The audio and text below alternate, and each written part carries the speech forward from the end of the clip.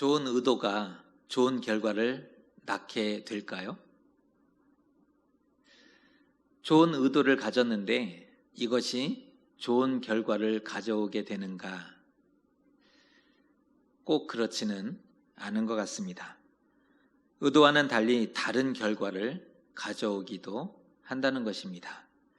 이렇게 의도하지 않았는데 다른 결과가 나오는 것을 얘기해서 의도하지 않은 결과의 법칙이라고 하기도 합니다. 의도하지 않았지만 다른 결과를 가져올 때 의도하지 않은 결과의 법칙이라고 말합니다.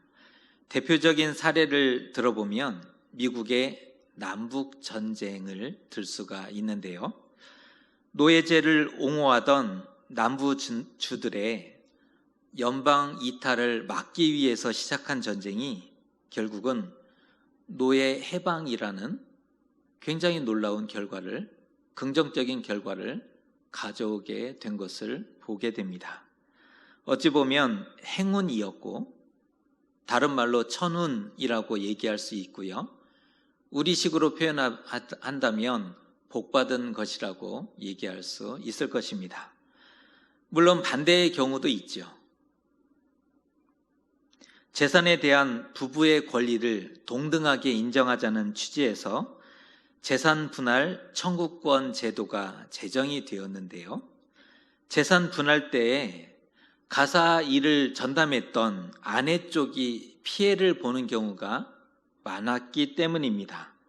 권리를 존중하고 약자를 존중하기 위해서 그러한 취지로 법이 제정되었습니다.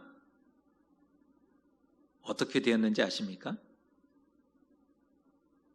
권리를 존중하고 약자를 보호하기 위한 취지로 법이 제정되었는데 결과적으로는 황혼 이혼이 엄청나게 많아졌다는 것입니다. 이혼율이 급등하게 되었음을 보게 됩니다. 의도하지 않은 결과였습니다. 우리도 좋은 의도를 가지고 있었으나 결과가 다르게 나타나서 답답했던 적 있지 않습니까? 나는 좋은 마음으로 이 일을 했는데 결과가 원치 않게 다른 쪽으로 흘러가 버려서 답답했던 경우들이 있었을 것입니다. 오해로 인해서 참 난처해지기도 했고 실수 아닌 실수, 그러니까 실수를 하고자 한 건 아닌데 실수 아닌 실수로 인해서 자책하기도 했을 것입니다. 또한 진심을 알아주지 못하는 것 같아서 마음에 화가 나기도 했을 것입니다. 이와 비슷한 사건이 성경에도 나온다는 겁니다. 오늘 말씀을 통해서 사건의 의도와 결과, 어떤 의도였는지 그리고 어떤 결과를 가져왔는지 이 두 부분에 집중하면서 말씀을 묵상하시면 좋을 것 같습니다. 6월절 6일 전, 지금의 때는 6월절을 일주일 앞두고 있는 그러한 시점입니다. 예수님이 나사로의 집에 들어가시게 되었습니다. 음식을 드시는 중에 마리아가 향유를 가져다가 예수님의 발을 부었고 자신의 머리털로 예수님의 발을 닦아드리는 사건이 발생하게 되었습니다. 이를 해석하는 몇 가지 관점이 있을 수 있다는 겁니다. 오늘 사건은 진행이 됐는데 이것을 해석하는 몇 가지 관점이 있는데요. 먼저는 마리아의 관점입니다. 바로 앞에 있었던 11장, 우리가 지금 12장을 살펴보고 있는데 바로 앞장에 있는 11장에 보면 예수께서 자신의 오라비를 살려주는 사건이 나옵니다. 삼남매가 의지하며 살았는데 갑자기 오빠가 병들었고 손 쓸 틈도 없이 갑자기 죽게 되었다면 얼마나 큰 상실과 슬픔에 빠졌겠습니까? 그런데 장사한 지 사흘이 지나서 예수께서 오셨고 나사로야 나오라, 이 말씀을 통해서 살려주셨던 것입니다. 예수께서 기적을 베푸시고 살려주셨으니, 죽은 자를 살려주셨으니 얼마나 기뻤겠습니까? 그러니까 오늘 잔치는 오로지 예수님을 위한 잔치였습니다. 주인공이 바로 예수님이셨다는 얘기입니다. 이해를 돕기 위해서 유대 식사법을 좀 같이 살펴보려고 하는데요. 사진을 좀 소개해 드리겠습니다. 동시에 사진이 올라가 있긴 한데, 트리클리니움이라는 식탁입니다. 디귿자로 펼쳐져 있죠. 그러니까 디귿자로 되어졌다 해서 트리클리니움이라는 로마에서부터 시작된 식탁입니다. 잘 보시면 당시 사람들은 식사를 누워서 하였다는 겁니다. 식사를 누워서 했습니다.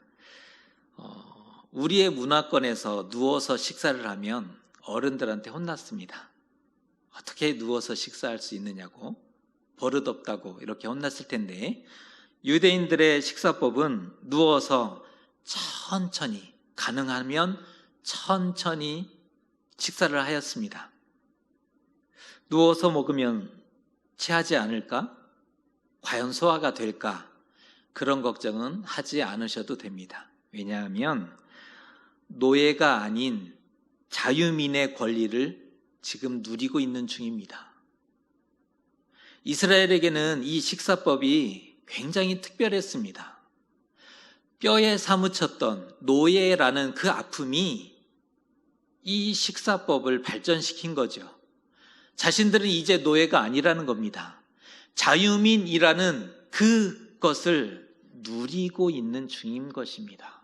그래서 이 식사는 굉장히 그들에게는 중요할 수밖에 없었던 거죠. 디귿자로 된 식탁, 주변에 넓은 평상이 놓여지고, 그러니까 바닥에 눕기도 했고, 그 주변에 넓은 평상을 갖다 놓고, 또 식탁 쪽으로 엎드리거나 왼팔로 기대서 오른손으로 음식을 집어드는 그러한 형태로 식사를 취했습니다. 그 가운데 통로로 하인들이 들면서 음식을 진열하기도 하고 필요한 것들을 보충하는 일들을 했던 것입니다. 분명 최후의 만찬의 식탁 자리도 반드시 이와 같을 수밖에 없는 거죠. 우리가 유명한 성화로 보고 있는 작품들은 문화적인 오류를 많이 가지고 있는 그러한 작품인 거죠. 자신들의 문화로 식탁을 그리다 보니까 그렇게 그릴 수밖에 없었는데, 유대의 문화를 이해한다면 그러한 성화는 조금 오류가 있다고 보는 것이지요. 자연스럽게 사람들의 발은 어느 쪽에 놓여져 있었을까요?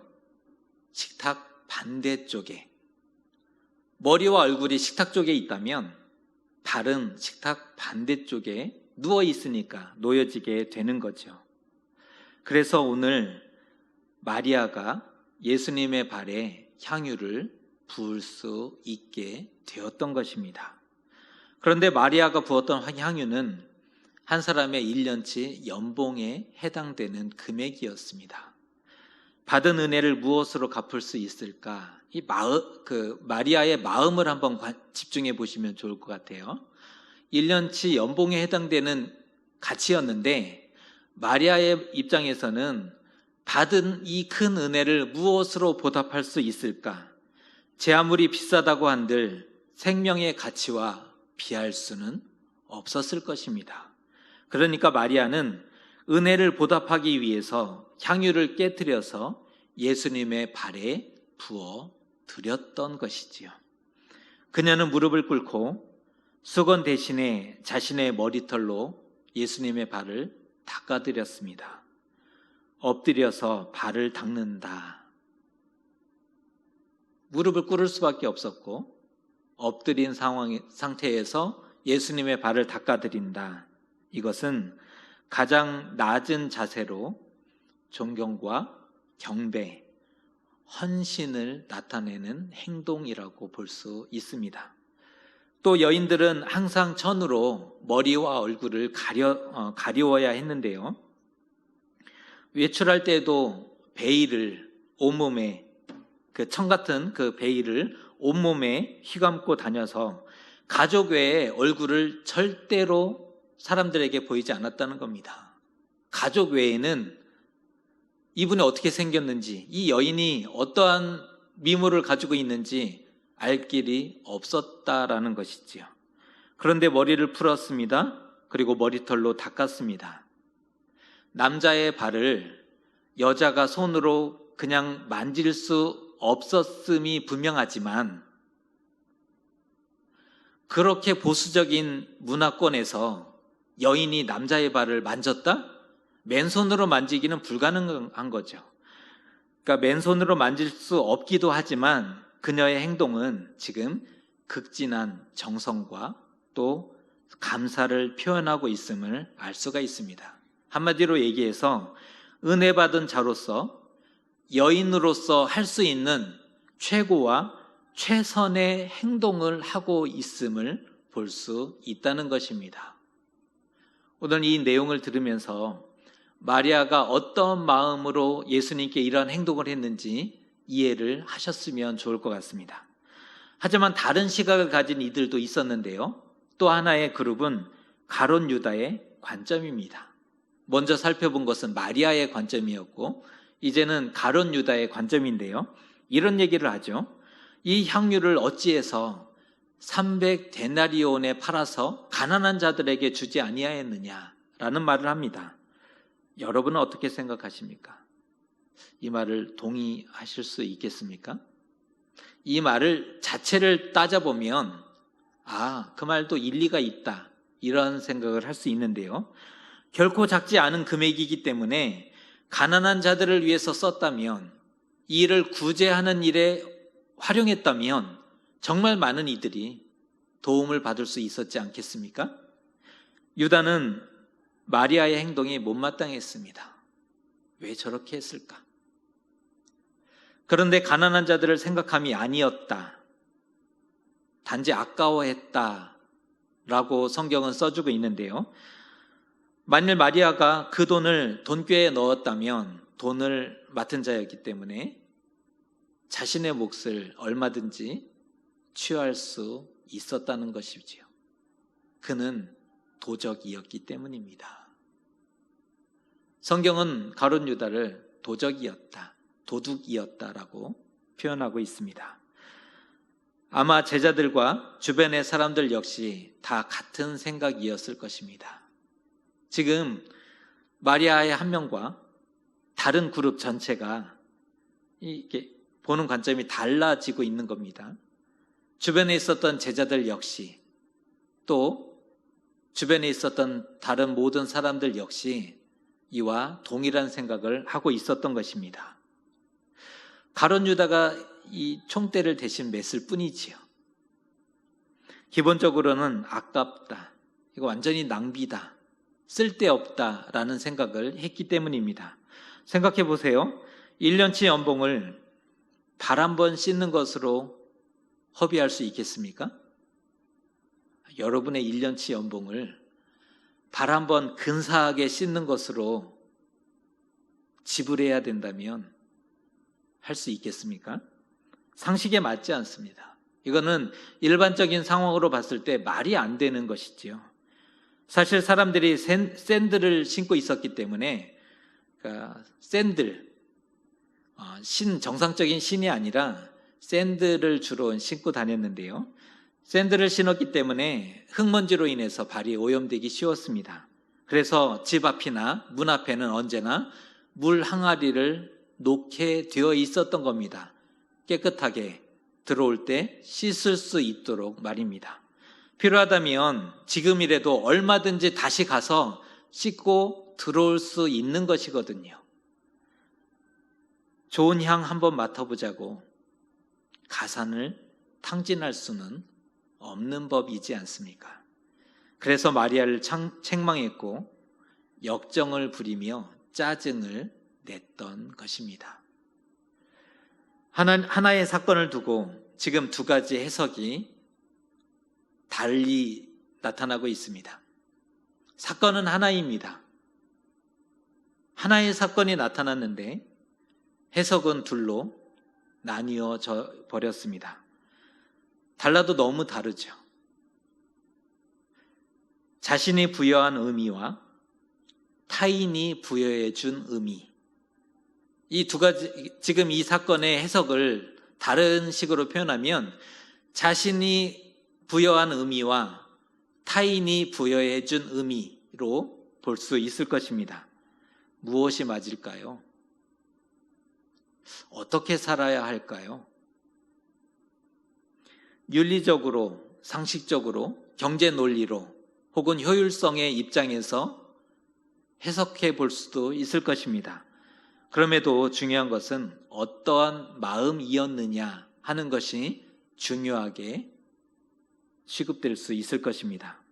사람은 자신이 소중하다고 여기는 일에 많은 것을 할애합니다. 시간과 물질과 마음, 그 모든 면에서 자신이 소중하다고 여기는 것에 많은 것들을 투자할 수밖에 없는 거죠. 그럼에도 타인의 시선과 말에 많이 흔들리고 참 힘들어합니다. 의미를 두지만, 그래서 시간과 물질과 정성을 많이 쏟기도 하지만 타인에 의해서 흔들리기도 한다는 것입니다. 자신에게 소중한 경험과 물건이라 할지라도 누군가가 하찮게 여기거나 무시하면 굉장히 마음이 요동치지 않습니까? 정말 큰맘 먹고 샀는데 너무 좋아요. 그래서 정말 큰맘 먹고 샀는데 그러는 거예요. 상대방이 속았네, 속았어. 어떻게 이런 걸 돈 주고 사니? 에이, 그 정도는 아니지. 너한테 안 어울려 라고 한다면 갑자기 싫어지고 막 짜증나지 않습니까? 굉장히 막 너무 기뻤는데 그 마음이 순식간에 사라지죠. 우리 아마 그런 경험이 많이 있으시리라 여겨지는데요. 우리는 삶의 대부분을 타인이 부여하는 말과 의미에 흔들리며 영향을 받으며 살아갑니다. 삶의 대부분을 타인이 부여해주는 말과 그러한 태도에 흔들리고 또 영향을 받으며 살아가는 것을 보게 됩니다. 잘 보이고 싶고 인정받고 칭찬받고자 하는 그 마음이 우리 안에 있기 때문에 그런 것 같습니다. 제가 드리고 싶은 말씀은 타인의 말과 행동에 너무 큰 의미를 두지 마셨으면 좋겠다 싶습니다. 그럴 필요가 없다는 겁니다. 진심으로 위하는 것 같아도 그렇지 않습니다. 잘 알지도 못하면서 자기의 관점과 자기의 입장에서 판단하고 평가할 뿐입니다. 사실 잘 모르지요. 여기 들어왔다 나간 것도 아니잖아요. 그냥 자신의 입장에서 관점에서 판단하고 평가할 뿐이라는 것입니다. 정답이 아닙니다. 또한 사실과 다른 경우도 너무나 많습니다. 충격적인 것은 그들은 자신의 말과 행동을 금세 잊어버린다는 것입니다. 무슨 말을 했는지 기억하지도 않는다는 거죠. 다만 오직 나 혼자만이 오래도록, 어쩌면 평생토록 그 말에 갇혀서, 그 상처에 갇혀서 그렇게 힘겹게 걸어가고 있게 되는 것입니다. 어찌 살면 좋을까? 어떻게 살면 좋을까요? 남의 말 신경 쓰지 말고 그저 자신에게 주어진 삶에 최선을 다하며 진실되게 그렇게 인생을 걸어가면 되는 것일까요? 그것도 아니라는 겁니다. 타인의 말에 휘둘리는 것, 이것은 틀렸다라고 말씀을 드렸고, 그렇다면 나는 성실하게 최선을 다해서 삶의 걸음을 걸어가면 되는 것일까? 그것도 아니라는 것입니다. 충분치 않습니다. 그렇게 사는 것이 생명을 낳을 수도 없을 뿐더러 믿음과도 상관없는 것이 될 수 있기 때문에 그렇습니다. 요한복음을 보면 마리아의 행동을 크게 부각하고 강조하고 있는데요. 오늘 12장을 읽고 있는데 요한복음이 구조적으로 마리아의 행동을 부각하고 있고 강조하고 있음을 보게 됩니다. 바로 앞장에 보시면 예루살렘 공의회에서 예수님을 죽이기로 공식화한 사건이 바로 11장에 있고, 그리고 오늘 사건 이후에 유대 지도자들의 음모가 구체화되고 가룟 유다의 배신이 구체화되고 있는 사건이 나타납니다. 그러니까 이 두 사건 한가운데에 오늘 마리아가 예수님의 발에 향유를 부은 사건이 위치하고 있는 것이지요. 오늘 마리아는 오라비의 일로 감사의 마음을 행동으로 표현했습니다. 예수님이 일주일 후에 고난당하시고 십자가에 못 박히신다는 것은 꿈에도 생각하지 못했던 일입니다. 마리아뿐 아니라 제자들 역시 예수님이 일주일 뒤에 십자가에 못 박히신다는 것은 생각하지 못했던 상황이지요. 그런데 예수님은 그것을 메시아의 구원 사역과 연결시키고 있다는 겁니다. 마리아의 이 행동을 메시아의 구원 사역과 연결시키셨습니다. 다시 말해서 오늘 사건에 대한 예수님의 관점, 예수님이 어떻게 해석하셨냐 하면 마리아가 내 장례를 예비하고 준비한 것이다 라고 예수님은 해석하셨습니다. 예수님은 죽음이 얼마 남지 않았음을 아셨고 장사를 위해서 기름 부어진 것으로 해석하셨고 인정하셨고 그 사건을 받아주셨던 것입니다. 정말 대박이지 않습니까? 이 대박이라는 표현은 이럴 때 쓰는 겁니다. 그동안 기적과 표적을 보았던 수많은 주인공들은 다 어디 갔습니까? 병 고침을 받았던 그 큰 은혜를 경험했던 많은 이들은 다 어디가 있습니까? 오병이어의 떡을 얻어먹었던 사람들은 지금 어디가 있습니까? 호산나를 외치며 종려가지를 그렇게 흔들었던 이들은 무엇을 하고 있습니까? 아니, 3년 동안 예수님의 특별한 애정과 사랑을 받았던 제자들은 지금 무엇을 하고 있었습니까?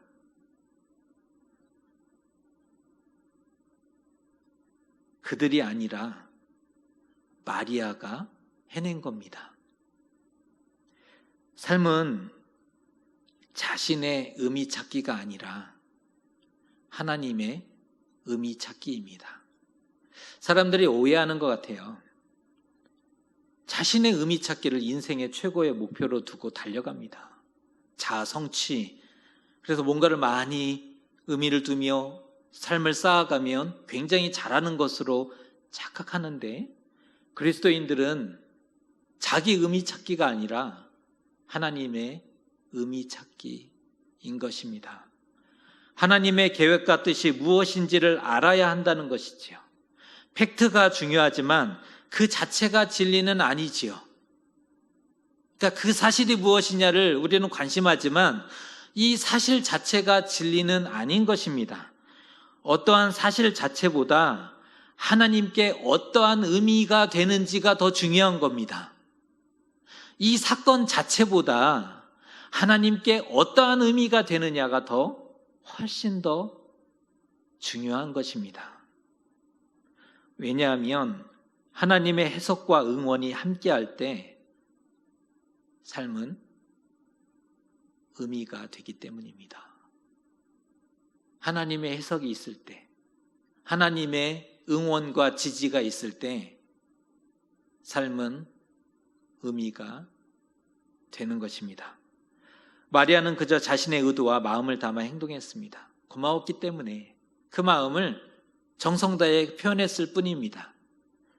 하지만 예수님은 그 마리아의 마음도 받았을 뿐 아니라 거기에 구원 사역의 의미로 덧입혀 주셨음을 보게 됩니다. 마리아의 그 소중한 마음을 받으셨어요. 그뿐 아니라 구원 사역의 의미까지 덧입혀 주셨음을 보게 됩니다. 고맙다. 장례를 준비해 주어서. 외로웠는데 아무도 알아주지 못하는 이 길을 가고 있는데 내 장례를 준비해 주어서 진심으로 고맙다. 이 예수님의 마음이셨습니다. 결국 이 사건은 마리아가 부여한 의미보다 훨씬 더 의미 있고 가치 있는 일로 승화되었습니다.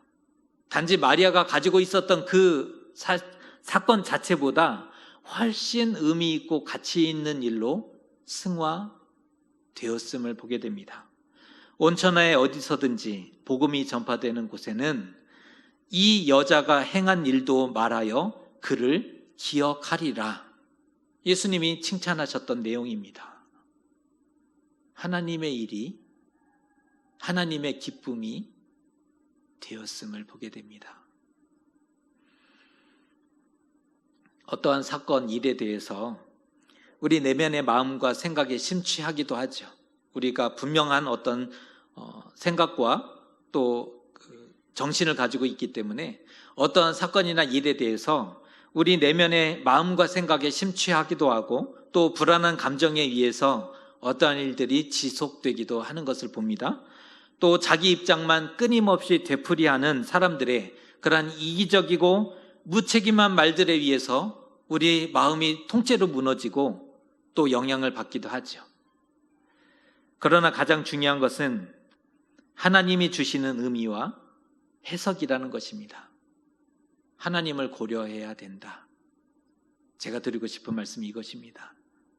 하나님을 고려하셔야 된다. 그래야 하나님이 왜 우리를 이 땅에 살게 하셨고 왜 이 땅을 걷게 하시는지를 알게 되는 것이고 바르게 살아갈 수 있게 되는 것입니다. 자신의 자리에서 예수님을 위해 최선과 신실한 삶을 살아갈 때 그것이 선으로 열매 맺게 되는 것이고 구원과 생명으로 연결되게 되는 것입니다. 의도한 게 아닌데 하나님의 일이 이루어지기도 합니다. 오늘 마리아는 의도한 건 아니었지만 결국은 하나님의 일을 이뤄냈지 않습니까? 그렇게 된 이유는, 더 좋은 결과가 나왔던 이유는 하나님이 도우셨기 때문입니다. 하나님이 사용하셨고 그것을 인정해 주셨기 때문이라는 것입니다. 그런 차원에서 저와 여러분도 복받은 사람들이 되셨으면 좋겠습니다. 하나님이 사용하시는, 하나님이 인정하시는 삶, 그런 복받은 삶이 되시기를 주님의 이름으로 축복합니다. 우리도 은혜 많이 받은 자입니다. 우리도 은혜 받은 자 맞습니다. 가룟 유다는 많이도 욕하면서 정작 우리가 은혜 도적이 될 수는 없지 않습니까? 가룟 유다에 대해서 참 많이 할 말이 많죠, 우리는.